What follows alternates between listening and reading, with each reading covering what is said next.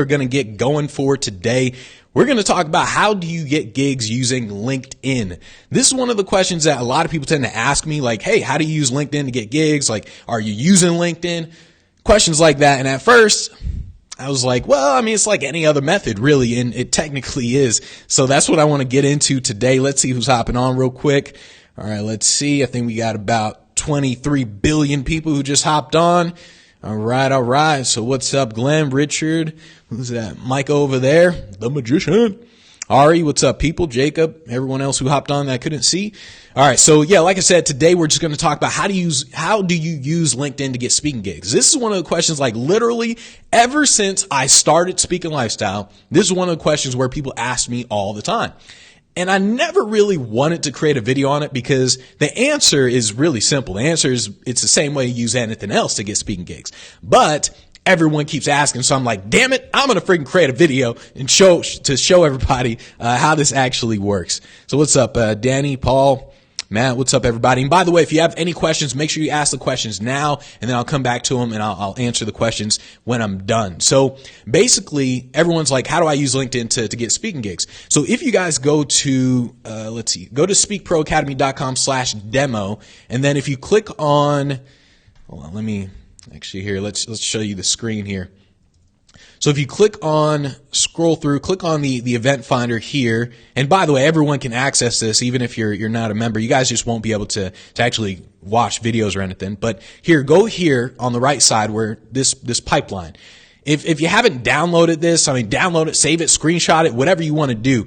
You need to understand that if you want to get on stages, it doesn't matter if you're using LinkedIn, Google, Instagram, Twitter, it doesn't matter what you're using. If you do not have a sales process, you will not get booked. It is that simple. It is too hard to get booked without a sales process because you don't know what you're doing on a day-to-day basis. So if you guys go there where I just mentioned and you look up that whole pipeline, follow that pipeline, that's literally the entire process for just getting on stages in general. Whether you use LinkedIn, just doesn't matter. And so I can't stress this enough. Get a sales process in place. If you don't have one, meaning you should be able to wake up every day, literally knowing the steps that you have to take to go from nobody knows me to actually getting a gig. If you cannot describe that in detail, you don't know what you're doing and you will not get on stages. So you have to make sure you go through a process like that.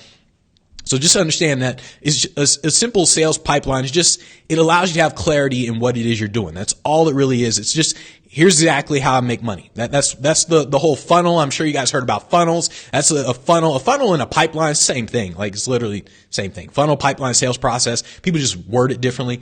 But the funnel, it's a series of steps. A pipeline, series of steps. Sales process, series of steps. You have to get your sales process down. Doesn't matter if you use LinkedIn, Google, just doesn't matter. So with LinkedIn, a lot of times I do not tell people to use LinkedIn because Google is just better. I mean, I'll show you in just a second, but everyone keeps asking, how do you use LinkedIn to actually get on the stage?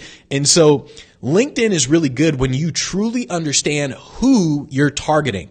So you need to think about LinkedIn and Google there's a benefit to each one depending on who you're targeting. And so the first thing you got to do if you want to use LinkedIn, you don't go on to LinkedIn to begin with. You essentially sit down and you say, well, who exactly am I going after? So if you know that, let's say you're a sales speaker, you know to get hired for sales presentations, all you have to do is just contact sales organizations, contact sales managers. So that is really, really easy. And if I was a sales speaker, like if I was just strictly sales, all I would do is pretty much use LinkedIn, to be honest. Like that's pretty much all I would do.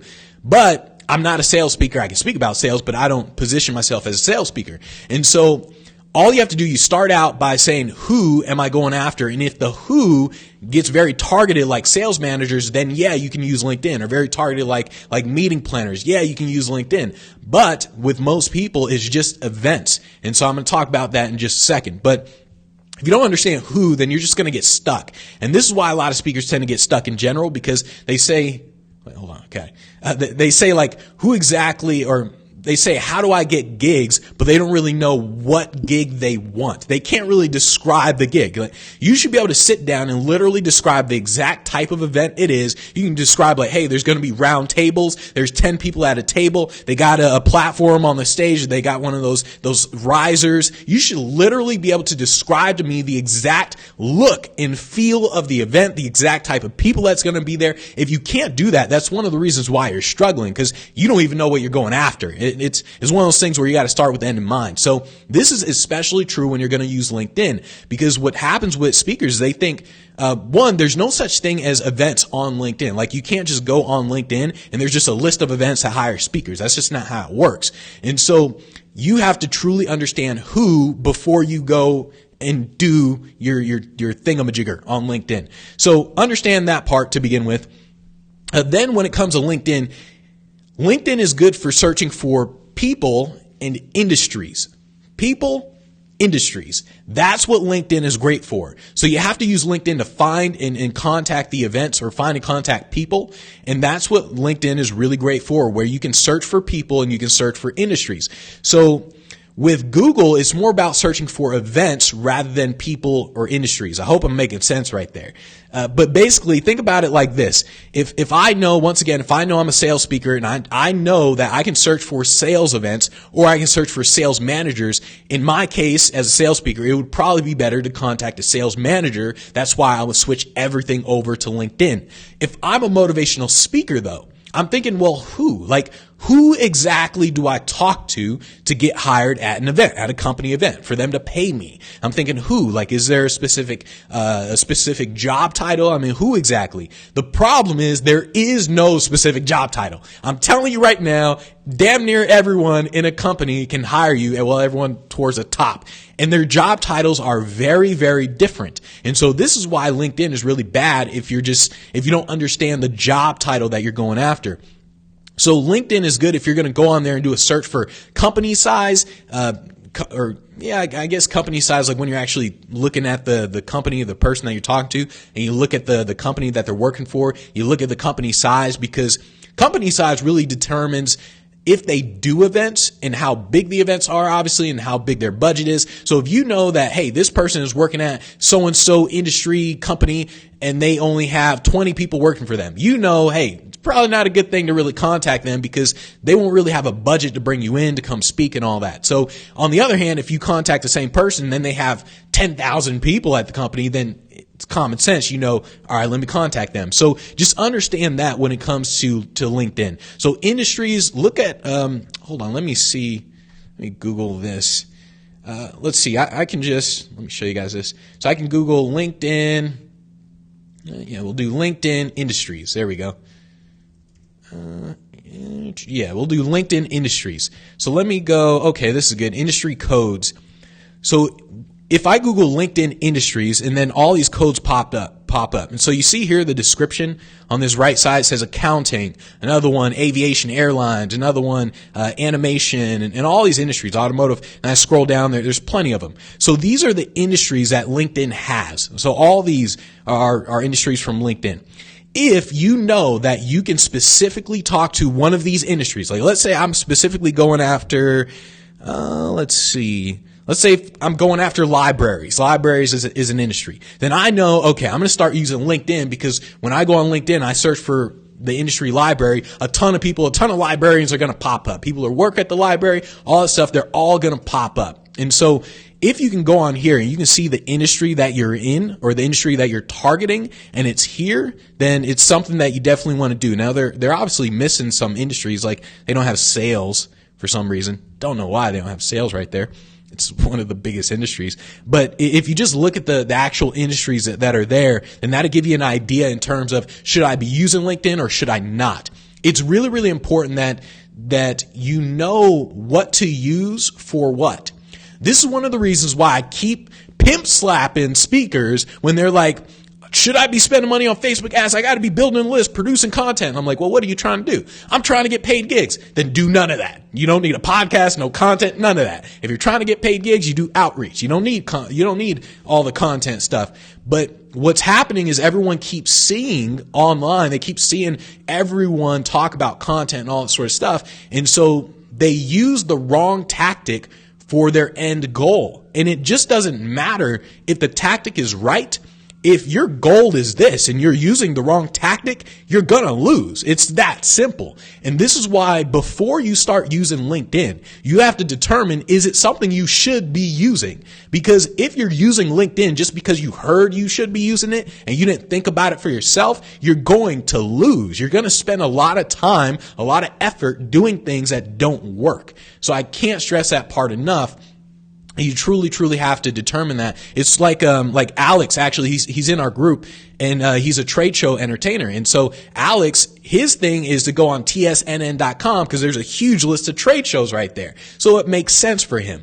On the other hand, if he were to go to LinkedIn, he can go to LinkedIn and search for meeting planners because, hey, once again, that makes sense for him. Or, just meeting planners in general. Or he can search for sales managers because he can transition from doing trade shows as an entertainer, talking about sales and all that. He can transition that into the sales industry. And so you have to truly understand this. Otherwise, I'm telling you, you're going to be wasting a lot of time. It's literally like saying, I want to be the greatest chess player in the world, and then you go practice poker. That's literally what speakers do, but they just don't see themselves doing that because it's confirmation bias. It's like what people do is they say, here's the method that I want to use. Or I guess it's not confirmation bias, but what speakers do, they're like, here's the method I want to use. I want to use LinkedIn. And then they try to force that way into getting them booked.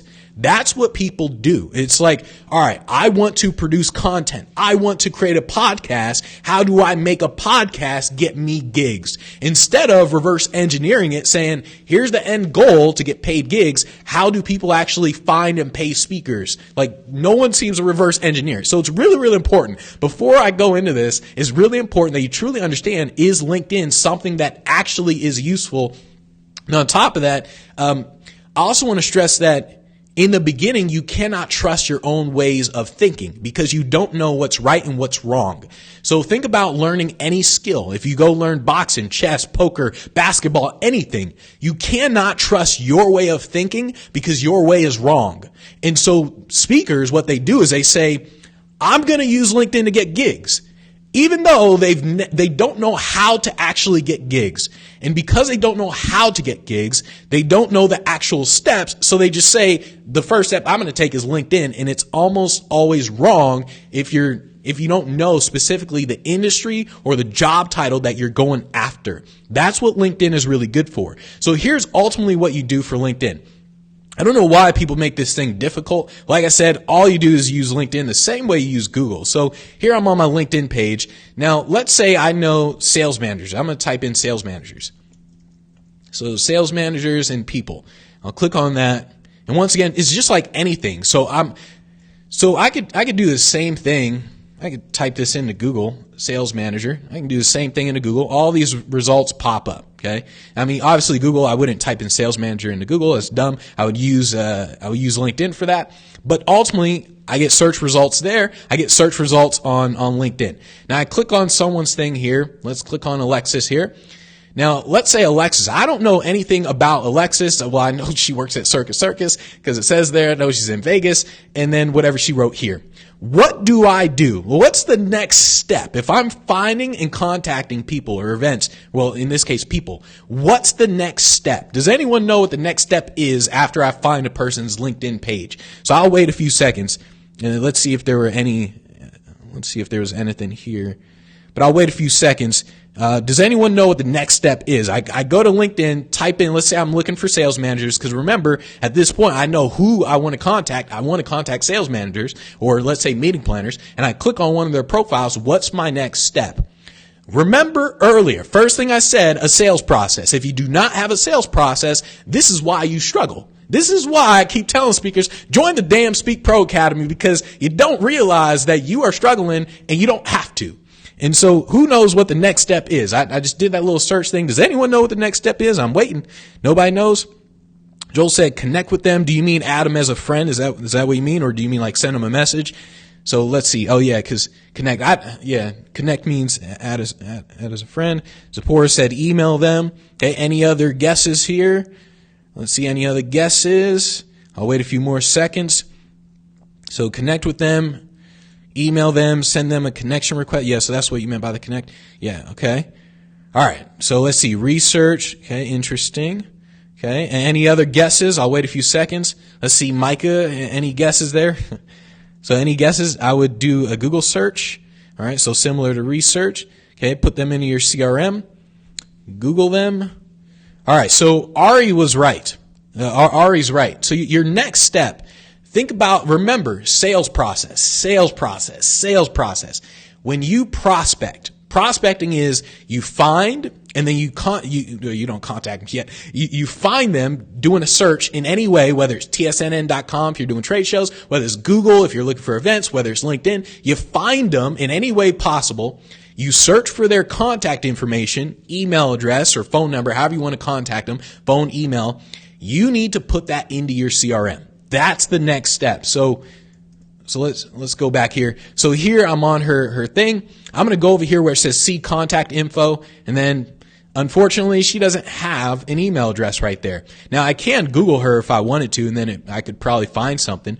But at this point, there used to be a plugin, or this plugin here. It used to the email hunter. It used to work with LinkedIn, but LinkedIn they just changed everything, just jacked it all up. So you used to be able to do that. What you can do now is you can actually use software like Salesloft. So Email Hunter was free. Salesloft is expensive as all hell. But software like Salesloft, what it does is, I feel like I'm going to do a demo for them or something. But let me go back here. Hold on. Let's go back. Dang it, stupid. All right, hold on. Let's go back to the search. So here's what a software like Salesloft does. So each one of these people and all the other hundreds of search results, all these people are potential leads. Now, I don't know if any of these people can hire me as a sales speaker. I know nothing. I don't know if they hire. I know zero zippo nada. All I know is that they're a sales manager. That's all I know, meaning there's a possibility that they can hire me. So at this point, if I were to use a software like Salesloft, what it'd do, it'd actually get all their email addresses automatically. It'll literally, I'll click like a button, and then it'd just be like, bam, Susie, bam, another Susie, bam, Rafi, and it'd just get all the name, it'd get all their stuff, name, phone number, email, all of it, like instantly. It's actually pretty cool. But let's go on here. Let's see if she has her contact info here. She doesn't have it. Man, you sales managers need to start having your contact info. What you doing here? So the reason why you don't want to actually send them a message on LinkedIn is just because messages on LinkedIn, a lot of people don't really read them. They don't really respond to them just because messages on LinkedIn, they tend to be copy and paste messages. Just go to your LinkedIn and you'll see exactly what I'm talking about. You can easily tell that it's a copy and paste message on LinkedIn. So ultimately what you're really doing is like here. So notice how she had the website, and then I just went to the website, and then just like everything else, I would just go to the website, and then I would just actually get like email addresses, and I would get all that. So here's the contact form. I'd put this into the CRM in terms of their website, put it into the CRM, and I'd fill that out later with a contact form. I would mention Jolene. I'd be like, Jolene? Yeah, I think Jolene. I'd be like, hey, I just saw Jolene on LinkedIn, and I noticed Jolene's the sales manager. I was trying to get in contact with her, and I want to know, like, bam. Then I would go from there. That's literally what you're doing in terms of finding. But at this point, I'm not contacting them yet. At this point, all I'm doing is just finding them. The same way you use Google. So if I were to use Google, let me do something better on Google. Let me type in, award banquet on Google.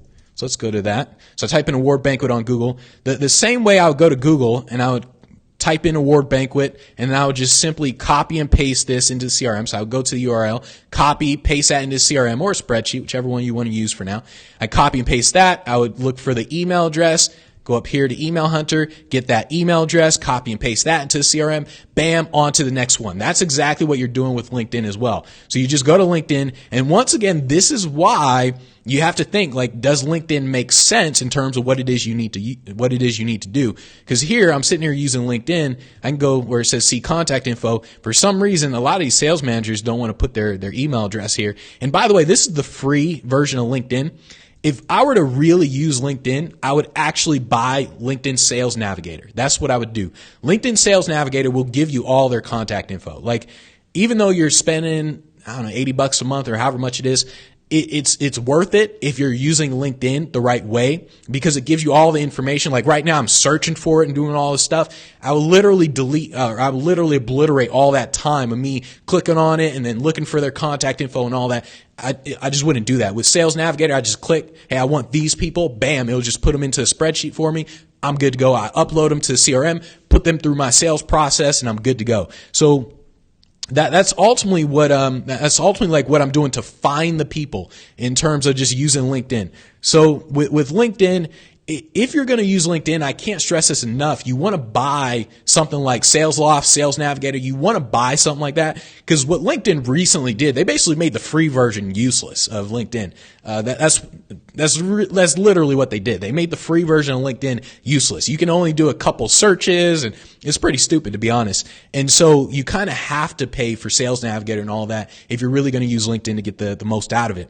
So that's the first thing I do. I look up all those people, and once again, it comes down to people in industries. So do I know job title in industries? That's what you're really using LinkedIn for. If you don't have a job title for the people that you want to get hired by, and you don't have an industry for the people you want to get hired by, do not use LinkedIn. You're just going to waste your time. That's what's going to happen to you.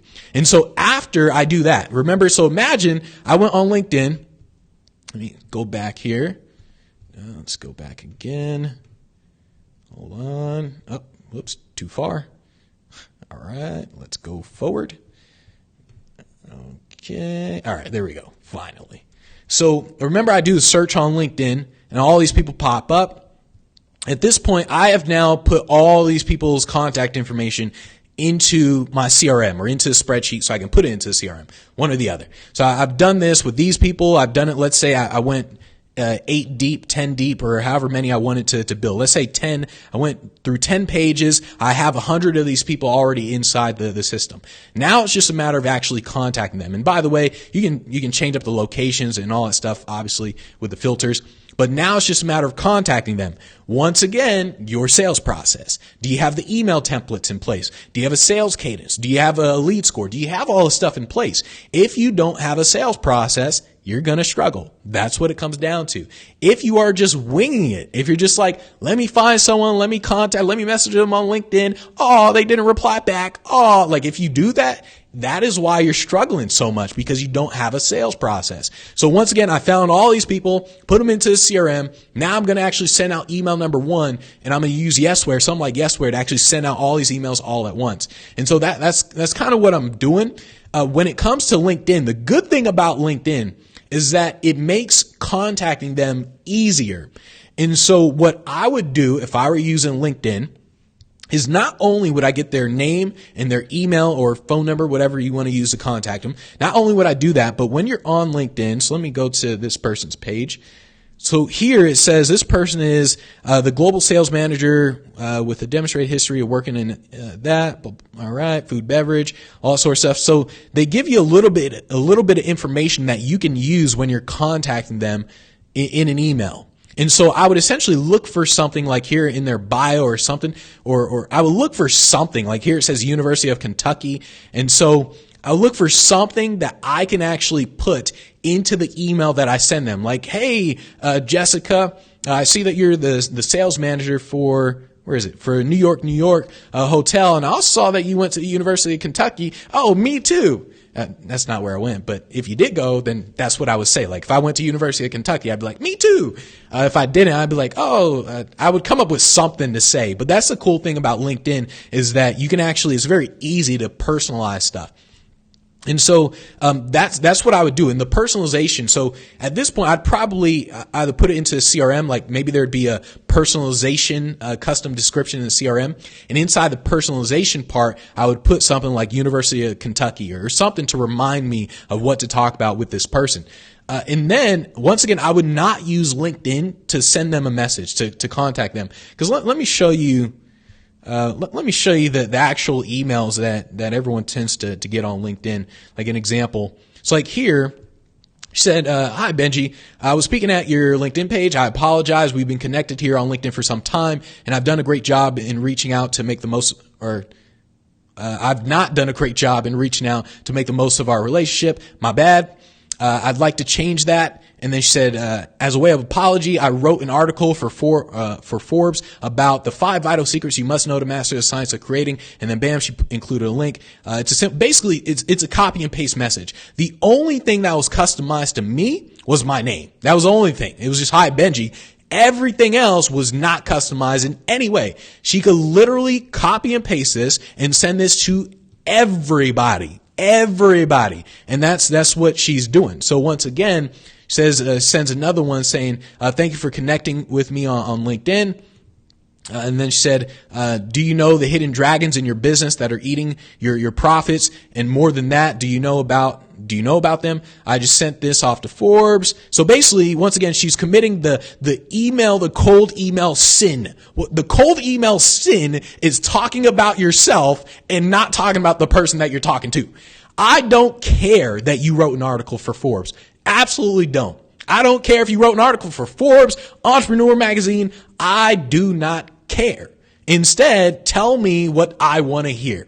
That it's like, if you're going to be talking to me, if you say something to me like, Benji, I've been following Speaking Lifestyle. I love the content, especially what you talked about with LinkedIn. I love that stuff. I can help you, I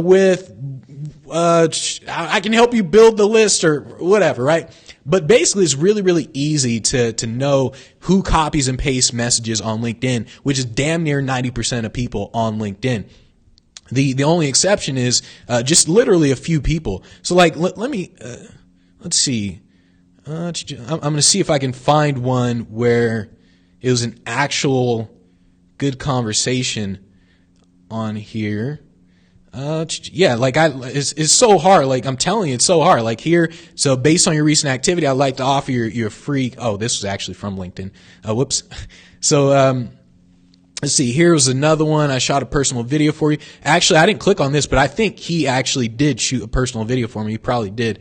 So this is a good one here. I just would have changed that a little bit, but I'm not going to go into, go into why the emails and everything is wrong, but ultimately, like everything about everyone who cold emails, especially on LinkedIn, it's always about them. They never say anything about the actual person that they're emailing. And so you do not want to contact on LinkedIn because LinkedIn has a reputation of this. And so when you send that message, people know this, which is why they pay less attention to the messages they get on LinkedIn. And so it does work. Like, you can contact people if you customize it. You just got to make sure that you actually are customizing it. And here's why I stay away from LinkedIn when it comes to messaging, because you are messaging on their platform. And so what you're going to have to do is you're going to have to copy and paste that email address or copy and paste the email into your CRM. There's nothing wrong with doing that, but you got to copy and paste your email conversations from LinkedIn into your CRM so you can keep track of everything you're doing, because the CRM helps you with your sales process. Your CRM says, day 1, I'm going to send an email. I'm going to wait 5 days if they don't respond. And then on day 5, I'm going to send another email. And then I'm going to wait 10 more days. If they don't respond, I'll make a call and I'll send them an email. And so your CRM helps you with the sales process. If you're just doing LinkedIn, you're going off of memory. You're just like, who's this person? Christina. You're like, all right, so yeah, I sent Christina a message a while ago. Let me scroll through LinkedIn. Let's see, when did I send this person a message? And so that's what you're doing. You're guessing. And so you do not want to guess. You need a real sales process. And so that's ultimately what you're doing with LinkedIn. What you really have to do in terms of just getting gigs in general is you just got to change your mindset. When it comes to getting gigs, you have to think in terms of when you see a person, an industry, an event, whatever it is, you have to think about how can I specifically fit into that event? And you have to really focus on them. I can't stress that enough. It's very similar to companies where they say, they say something like, oh yeah, we're focused on the customer experience. Yay! And then they don't really focus on the customer. Everyone keeps saying, oh yeah, when I email people, when I contact them, I really do focus on them. And then they're like, read my article on Forbes magazine. You're not focusing on me at all. It's similar to the difference between Walmart and Amazon. Walmart, what happens when you go to Walmart? Walmart really did focus on customers. They wouldn't bother people when you're going out. Like when you bought all your stuff, you're walking out of Walmart and there's the greeter there holding everybody up in line just to look at to glance at your receipt, not even read it, to glance at the receipt. Okay, you're good. And there's a line of people waiting. By the way, I never wait in that line, by the way. Just to let you know, I just walk right past them. But Walmart does that. They say they're focused on customer experience. They're really not. Amazon, look at Amazon, the best customer experience I've ever experienced in my life. You can go on Amazon. You can be like, hey, I bought this product, stupid ass product. I want my money back. They'll be like, we're sorry about that. We just extended your Prime membership for an extra month. We're going to give you a refund. You're like, damn, wow, cool. That's what Amazon does. And so it's similar to when people say like, hey, I really do focus on the other person when I'm contacting them. And you got to think, are you really? That's what you got to really think. And so just to understand that, like I said, this isn't rocket science. Contacting anyone, it's not rocket science. I don't know why people think LinkedIn is different than Google. The only difference between contacting or using LinkedIn to find events or using LinkedIn to get gigs and using Google to get gigs, the only difference is that LinkedIn is more specific to job title and industries. Google is more specific for events. That's where you need to use Google. It's one of the reasons why I don't use LinkedIn. So LinkedIn, if you're searching for sales managers and meeting planners, hey, great. But Google, you search for award banquets, you search for actual events. You see the actual event, you know 100% certainty that this is an event going on. With LinkedIn, you know nothing. You got to contact them and ask. You got to say, hey, do you guys have events? Like you know nothing about it. And so that's the difference. It's one of the reasons why I keep telling the speakers like, hey, if you're contacting meeting planners, they're great for using LinkedIn.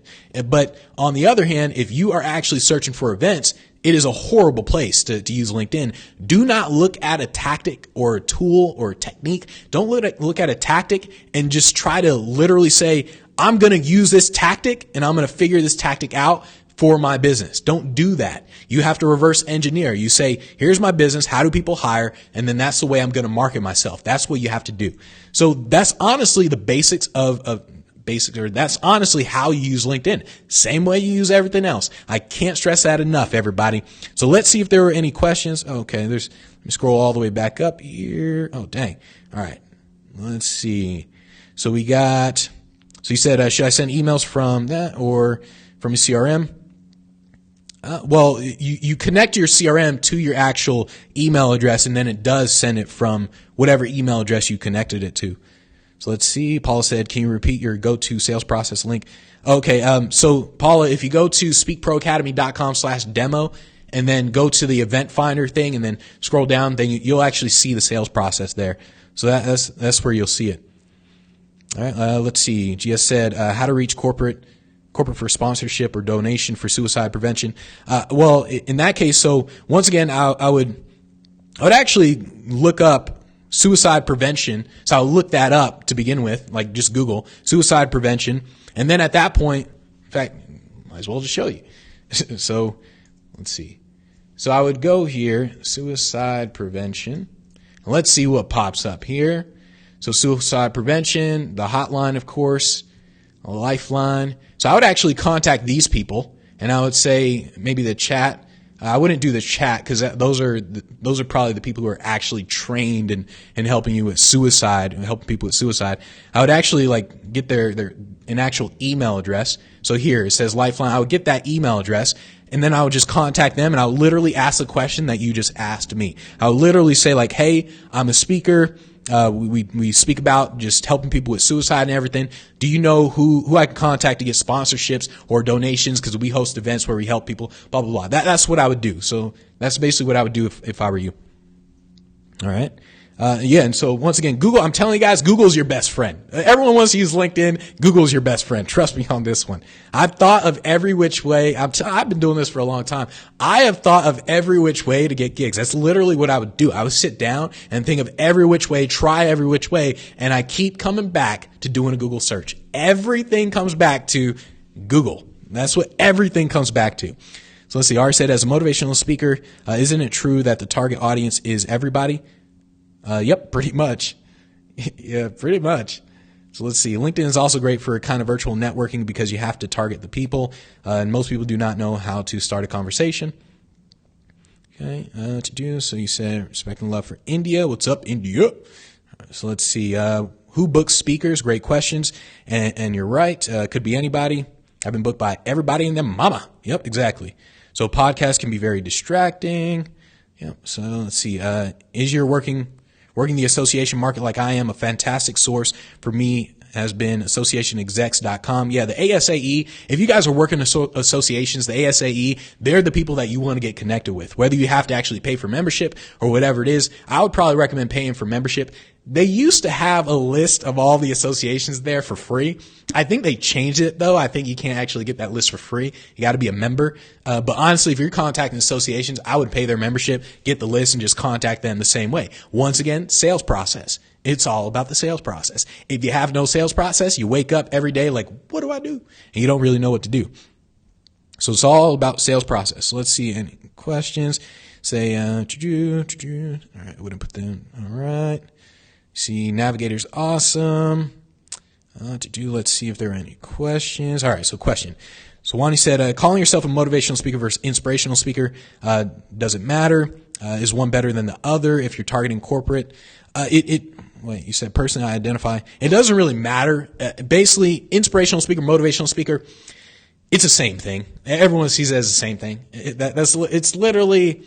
It's just one of those things where, once again, people go into theory of everything without understanding the reality of how the world actually works. If you say inspirational speaker, motivational speaker, it doesn't matter. Everyone sees it as the same thing. You can sit down and say, well, technically, inspiration comes from within. Like, you can do all that all day, every day. And while you're doing that, I'm actually contacting people, getting gigs. So you got to understand the difference between sitting down the way most speakers do, sit down, theory, discussing with each other about all this theoretical crap, versus the guys who are actually getting booked. They're not sitting down discussing that crap. They're sitting down saying like, all right, yeah, I don't care if I'm a motivational speaker, inspirational speaker. Let me just contact them. And so I will tell you that motivational speaker, it does have more searches. So I'll tell you that. So if you're doing like SEO, I would position myself more as the motivational speaker instead of saying inspirational speaker, because that is what most people search for. So that's the only reason. If more people search for inspirational speaker, I would then say inspirational speaker. This is the difference between me and all these crappy ass speakers who aren't getting gigs. All these speakers, they're like, I'm going to call myself an inspirational speaker because I inspire the world around me. It comes from within, and motivation is just lost. You lose motivation on a day-to-day basis and all that. I'm just like, all right, which one is actually going to get me hired? That's what I'm going to call myself. That's what you got to do. I'm telling you guys, people do not realize how insanely business astute people like Brendan Burchard, Tony Robbins, Les Brown, Brian Tracy, they don't realize how business-like these guys are. And so what happens is people watch someone like Brendan Burchard, perfect example actually. Someone will watch Brendan Burchard's YouTube videos or whatever, and like motivate, they feel great. They don't understand this mofo is a great businessman, that what he produces is good, the content, all that stuff is good. This mofo is smart. I'm telling you guys, he is insanely realistic, insanely motivated, insanely smart. And so that is why he is where he is. Brendan Burchard does not sit down and say and theorize about the difference between like what to call him, all the stuff. This mofo is getting stuff done. You have to understand this. Even someone like Deepak Chopra. Actually, Deepak he's a better example. Deepak, on the outside, looks like he's like in woo-woo land. I'm telling you guys, this mofo is insanely business astute. Like this guy, I mean, his business IQ is high. He may come across as one of those woo-woo guys. He is not. Everybody in the law of attraction, Bob Proctor, all those people, they come across as woo-woo. I'm telling you, these people are really, really successful, or, well, obviously they're successful. They're really, really smart when it comes to business. And what happens is people see the outside version of them.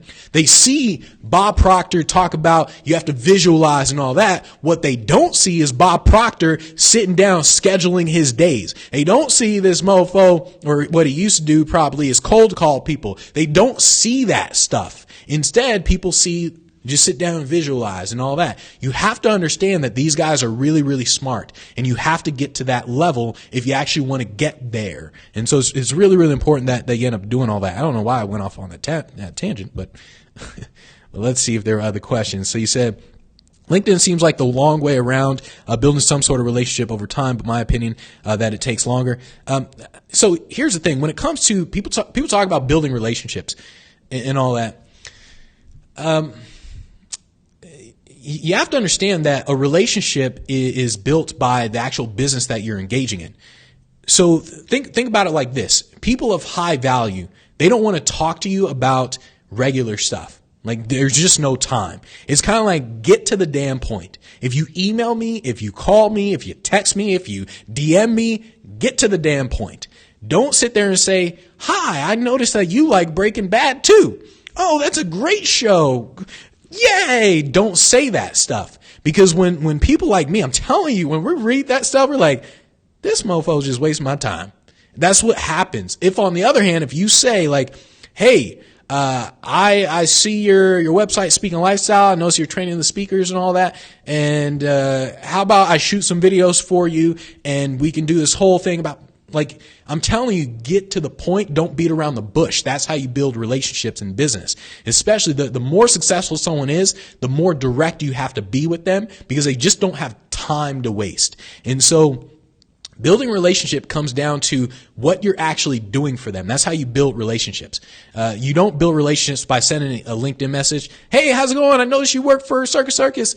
Great job. I love Circus Circus. I'm telling you right now, guys, you are wasting people's time by doing that.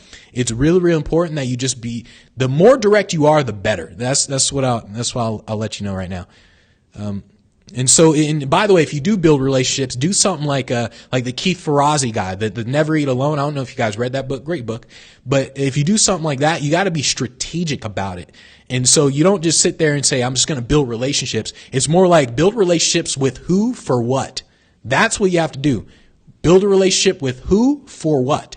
It's not just, oh, I'm going to join all these associations. I'm just going to talk. No, you don't do that. That's why, like, at meetups and all that stuff, damn near everyone who goes to meetups, they're not people that you usually can do business with, because it's more like they're just getting started and all that. You will never see someone who owns a $50 million company at a regular meetup group. If he owns a $50 million company, he's with other people who own $50 million companies.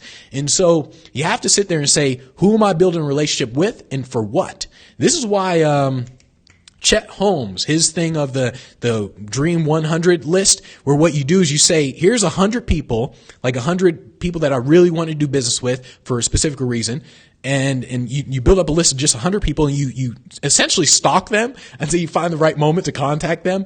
And like you see the opportunity, and then you contact them and all that. And so that is a very strategic way of building relationships versus what most people do. They kind of just say, yeah, you got to build relationships. You just got to start talking to people and all that. No, you don't. You absolutely do not. What you do is you say, here's the people I'm going to talk to for this specific reason. That's what you have to do.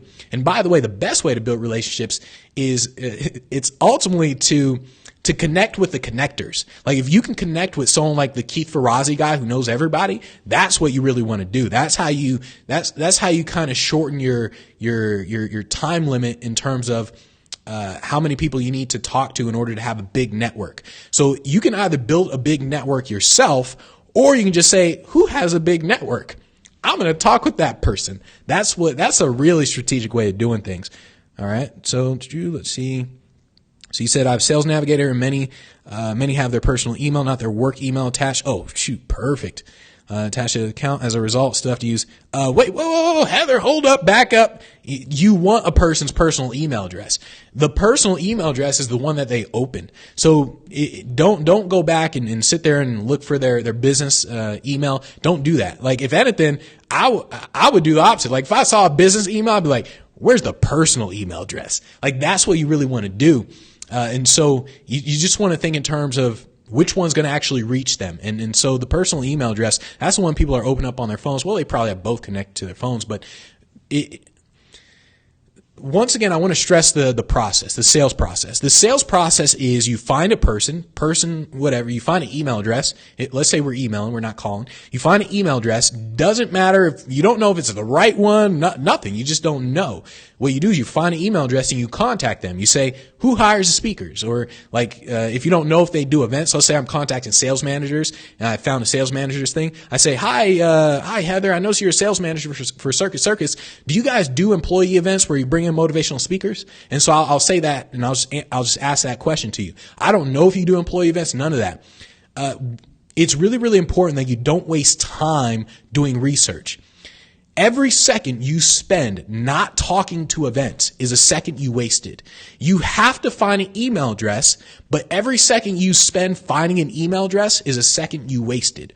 And so that's why you just say, all right, let me go to LinkedIn, Google, whatever it is, type this in, award banquet, sales manager, whatever it is. Bam, here's this person, Heather. Bam, whatever email pops up, that's the one I'm going to use. Bam, I'm going to send the email. Bam, that's all you do. If they send you a reply back saying, hey, can you actually message me on this business account instead, this business email? You say, sure, why not?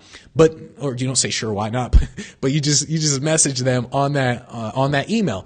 But once again, that's the difference. So imagine that scenario. Imagine scenario one. I go to LinkedIn and I see that Heather's a sales manager and I say, all right, LinkedIn's Sales Navigator, it gave me Heather's personal email address. Now I'm thinking, well, how the hell do I find her business email? So now I'm going to go to Google. Let me go to Google. All right, let me type it in. Let me Google her. Oh man, where's her personal email address? 20 minutes later, still looking for the email address, or let's say 10 minutes later, still looking. Maybe I find it. Okay, cool. That's scenario number one. Scenario number two, I use LinkedIn Sales Navigator, find the email address, whatever email address pops up. I immediately send an email. Hey, Heather, who hires the speakers or do you guys have speakers for Circus Circus or employee events, whatever? And Heather says, yes, we do, but can you send me an email to my business address, heather@circuscircus.com? That took me a lot less time than me doing research for the email address over here. So I'm telling you, action is the thing that you have to do. You have to keep moving forward. Every second you spend not talking to people is a second you wasted, and it's going to be harder for you to get on stages. So this is the difference between people who research, they sit down and research, and people who just do. Like if you just do, then naturally you'll be able to fix mistakes faster. It's a small mistake. Like, let's say they reply back saying, can you contact me on the business thing instead? It's a small mistake, but you have fixed the mistake before this person has even put someone into their damn CRM. I'm telling you, do this, not this. It's really, really important that you do that. Action is the number one thing with everything. So let's see. Joel said, when someone responds and refers to me via email to the right person, is my first email to them the same template as I usually send who hires speakers? No. So Joel, if you go inside the Speak Pro Academy and the email templates, the other one is basically like, do you hire speakers? So it's kind of like, let's say I contact Joel and I'm like, Joel, who hires the speakers? And Joel's like, actually you want to contact Kareem and his email address is this. Now I'll email Kareem. I'll say, hey, Kareem, I talked with Joel and Joel said that you're the person in charge of hiring the speakers. Do I have the right person? And now Kareem's like, yes, you have the right person. What do you need, son? And then you're like, well, don't talk to me like that. And well, that's probably not how the conversation's going to go. So let's see all right, we got that. Let's see, real tip engine about personal CRM. All right, another question. You said, I have Google alerts come to my inbox, search terms. What I noticed that 99% are alerts of events that just happened. What do you do with these? Disregard them? No. So remember, and Wani, now that you're a Speak Pro member, great. Remember that events, it doesn't matter when they happened. It doesn't matter if they happened in frickin' last year. It doesn't matter if they're happening tomorrow. It doesn't matter. The thing is, you have to find events that bring in speakers. That's your number one thing. After you know they bring in speakers, then it's a matter of getting them to bring you in. Doesn't matter if it's this year, next year, the year after that, the year after that. It doesn't matter when. The thing is, you have found an event. And so when you have the list of alerts that you set up, You copy and paste all those into the CRM. Now it's just a matter of you just contact them. It doesn't matter if they did it last year or whatever. You just say, hey, I'm a badass mofo. I'm a badass speaker. You guys thought that Les Brown and Tony Robbins was great. Well, I'm black too, and I'm good too. I'm great. And so that's what you say to them. Well, probably not that way, but it doesn't matter when the event is. You will never actually, or it's very rare that you will contact people at the right moment. Like it's like a 5% chance. Every single time you contact events, it's almost always they already have their speakers, or it's like you either contact them too early or too late. That's pretty much what it is. It's you're too early. It's like, hey, we're not even planning yet, or we already have our speakers. Very rarely do you contact them in that short window of time where they're actually planning the event and looking for speakers. It's so rare because it's a short window of time. And so all you do is when you find the events with the Google Alerts or however you want, you just say, okay, I know that they did an event. Now it's just a matter of when are they going to hire me? That's all you do. And when they hire you depends on your sales process once again and how you're using the CRM, how you're following up, and all that sort of stuff. All right, thanks for doing it. Yep, no problem. So let's see. You say you have to get more personal if you message through LinkedIn. Yeah, exactly. Like the LinkedIn especially, like, because in emails you got to get personal still, but LinkedIn especially you got to get personal because I'm telling you, I guarantee every single person watching this, you guys can go to LinkedIn right now, and I bet 80 to 90% of the messages you get on there were copy and pasted, and you can easily spot them too. That's the funny part is everyone can easily spot them. And so I guarantee that. That's why everyone knows this, which is one of the reasons why LinkedIn, I would go off of LinkedIn in terms of messaging people. On the other hand, imagine Instagram. So Instagram or even Facebook, if you were to message on Instagram or Facebook, it doesn't have that spam connotation yet. And so if you were to message on there, they know, hey, it probably is a real person actually messaging me, or they would know that you probably didn't copy and paste something just because the context changed a little bit. Let's see. You said, yes, add them a few months later. Typically look for cool. Let's see. Debbie said, always focus on the person, learn about the person. I set up meeting. All right. And so, that's the other thing I want to mention real quick. So, Debbie mentioned how you always focus on the person, learn about the person. You learn about the person. So, remember the process for all you Speak Pro Academy members. Remember the process, how I said when you're actually prospecting, you do not get a ton of information at first. You do not get the website, freaking Facebook, Instagram, Twitter, email, phone number, their boss's boss. Like, you don't get all this information. What you do is you get as little information as possible in the beginning. You contact them and all that. And so the same goes with everything that you do. You do not spend a lot of time researching someone in the beginning because they're not invested in you in any way. So what's going to happen is, let's say you spend 10 minutes per person researching them.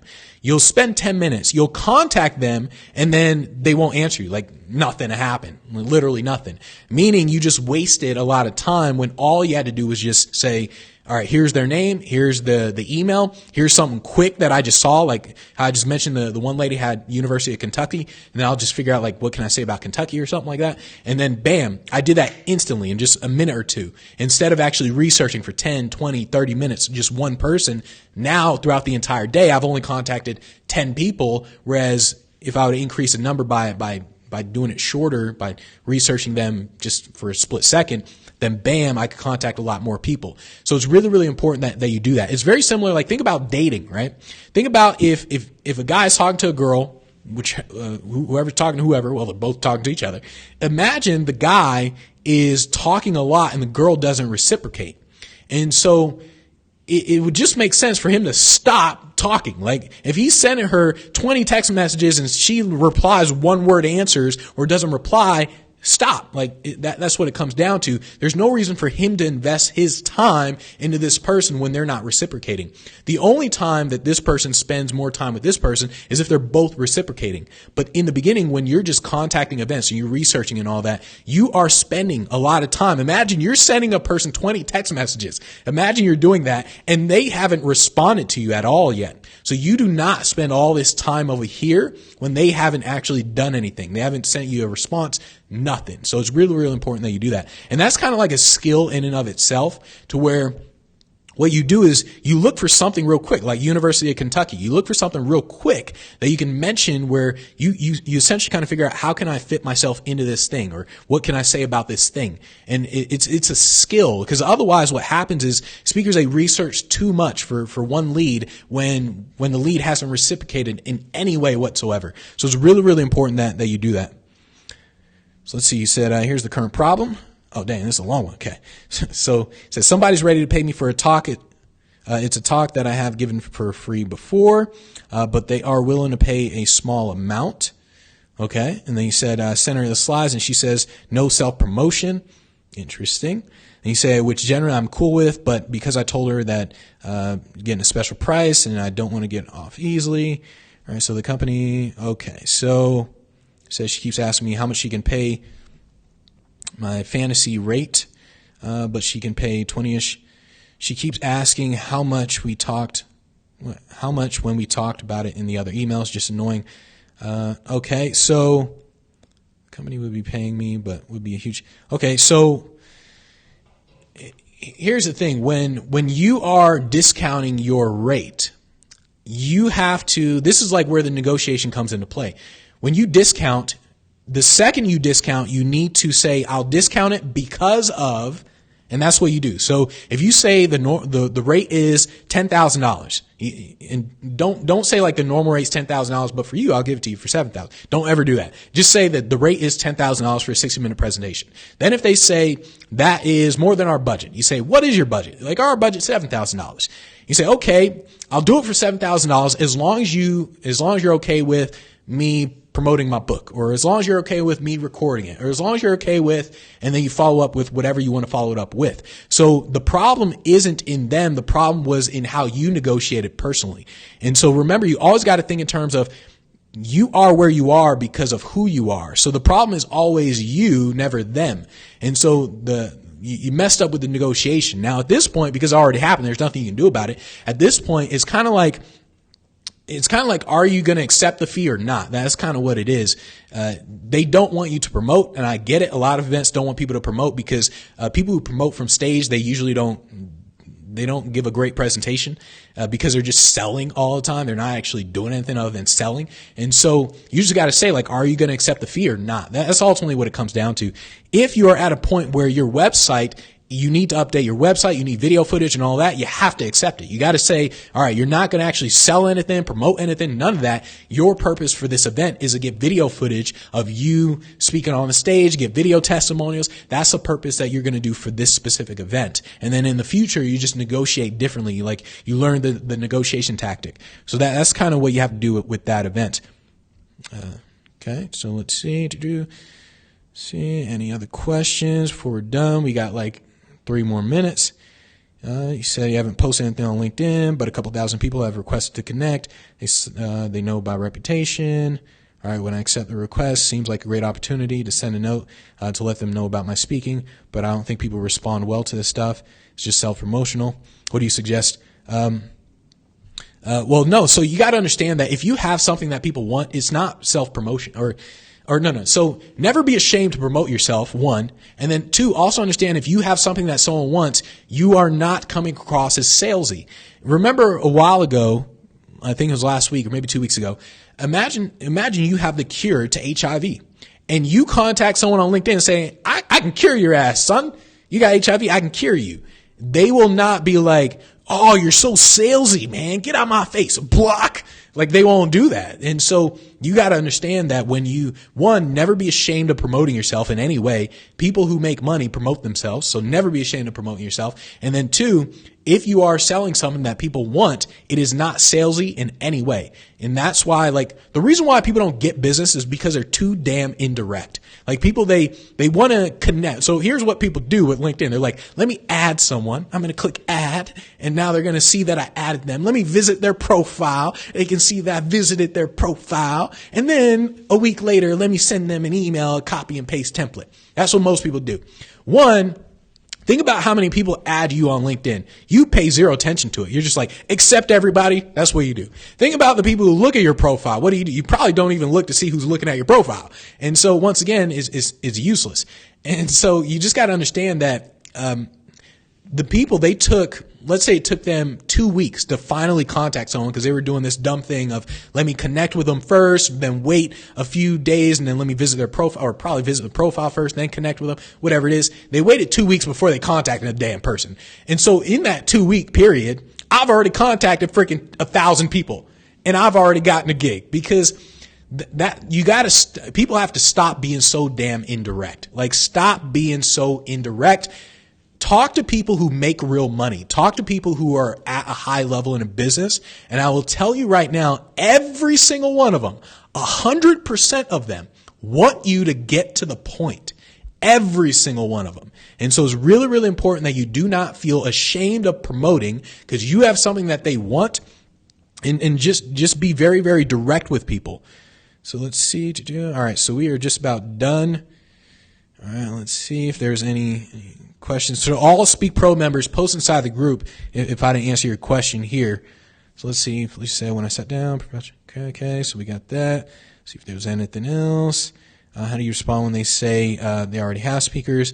Yeah, well, we'll do that another time since we're just about done here. All right. Yeah. So we are good to go for today. Yeah, we're at the limit. So make sure you guys ask some questions. I think tomorrow. So remember, 9 a.m. Pacific time, we're doing all these Facebook Lives. So thanks everybody for showing up. And if you want help, go to speakproacademy.com. That's where you get all the training and everything. You join that, and then you join the Facebook group and everything. So I'll see you guys tomorrow, 9 a.m. Pacific time. Take care, everybody.